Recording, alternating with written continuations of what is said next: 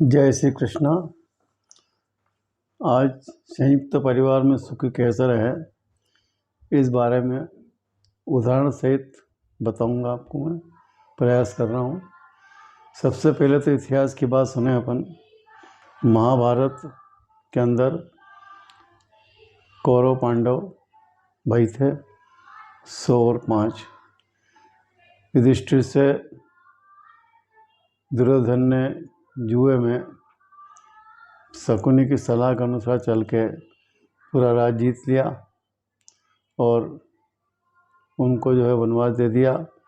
जब उनने खाली 5 गांव मांगे, 5 गांव भी नहीं दिए।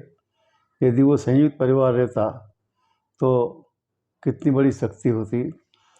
5 गांव दिए। आखिर में कृष्ण ने पांडवों का साथ दिया और महाभारत युद्ध हुआ और सब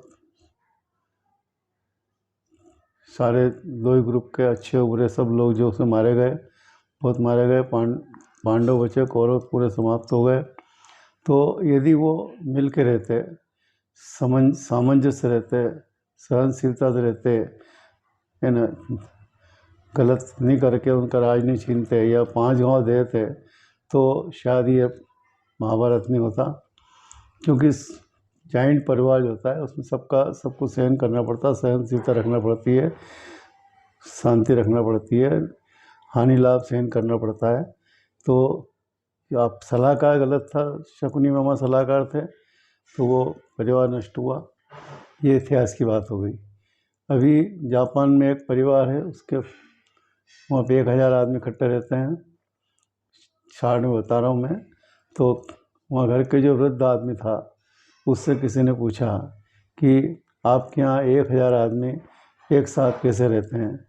तो वह वृद्ध आदमी बोल नहीं पाता था। उसने लिख के दिया एक कागज़। उस कागज़ पे कल एक ही शब्द लिखा, सहनशीलता। सहनशीलता जो है यदि है तो पूरा परिवार एक रह सकता है। तीसरा उदाहरण दे रहा हूँ आपको मैं। मेरा अपने जीवन का छोटा था, मैं एक जगह जाता था तो वहाँ पे जो है 4-5 पीढ़ी के अंतर सब इकट्ठे रहते थे। 5 पीढ़ी के लोग ना, मतलब पूरा परिवार था उनका। 4-5 भाई थे, वो 3-4 पीढ़ी से इकट्ठे रहते थे और वो बरसों साथ में रहे। सब में सहनशीलता थी, भाइयों घर में शांति रहती थी। परिवार जो बड़े लोग तो वो बोलचाल कर लेते थे, बाकी सब प्रेम से रहते थे। उनमें भी सब में सहनशीलता थी, सामंजस्य था, प्रेम भाव था, किसी के प्रति कोई द्वेष नहीं रखते थे, इकट्ठे रहे। अब उसके बाद में 85 में मेरा एक से परिचय हुआ, मित्रता हुई, दोस्ती हुई, प्रेम हुआ। वह अपने घर ले गए मेरे को। वहाँ उनने मेरे को कहा कि आप घर जाएंगे तो घर के सभी जो छोटे हैं वो आपको प्रणाम करेंगे और आपको जो है भैया भाभी और माता पिता को दोनों को प्रणाम करना है, दोनों चारों को। मैं घर गया उनके साथ में। घर के छोटे बच्चे से लगा बड़े तक ने सबने मुझे प्रणाम किया और उनका जो बड़ा भाई था वो, उनकी पत्नी, भाभी और माता पिता, उनको हमने प्रणाम किया, उनने प्रणाम किया। उस घर का नियम था, जब भी मैं गया यही वहाँ का नियम था कि सबको जो है, कोई घर पे आए सबको छोटे प्रणाम करेंगे और वो बड़ों को प्रणाम करेंगे। ये वहाँ का उनका नियम था। तो बहुत समय बाद उनके घर के मुखिया से, जो वृद्ध थे, शासकीय कर्मचारी थे, करीब घर के सभी लोग शासकीय कर्मचारी थे। 3 भाइयों की शादी हो गई थी और तीनों भाइयों में इतना प्रेम था, इसका पूरे परिवार में प्रेम था। किंतु तीनों बहुएं जो हैं, आप यही कह सकते कि कौन सी पत्नी किसकी औरत है, इतना उनमें प्रेम था।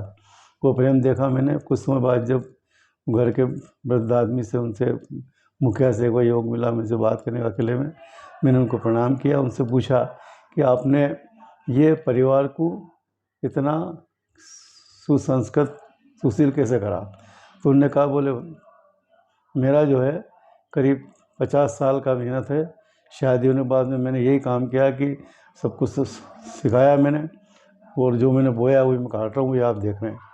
उसके बाद में वहाँ भी वही बात है, सहनशीलता। सब में सहनशीलता थी, छोटे बड़े का सम्मान करते थे, कोई बात का जवाब नहीं देते थे। तो वही परिवार एक जॉइंट परिवार था। जॉइंट परिवार में आप कहीं भी जाएँ, घर का पूरा, यदि आप घर के 4 लोग भी जा रहे हैं तो घर बाकी लोग घर संभाल लेते थे। आप कहीं भी जा सकते हैं। सिर्फ एक ही बात है, थोड़ी सी परेशानी आती है कि आपकी नई आज़ादी जो ख़त्म हो जाती है, जैसे आप कैसे कपड़े पहन रहे हैं, कैसे बैठे हैं, कैसे कर रहे हैं, ये थोड़ी सामाजिकता के हिसाब से थोड़ा सा लज्जा करना पड़ती थी। ये परेशानी आती है संयुक्त परिवार में।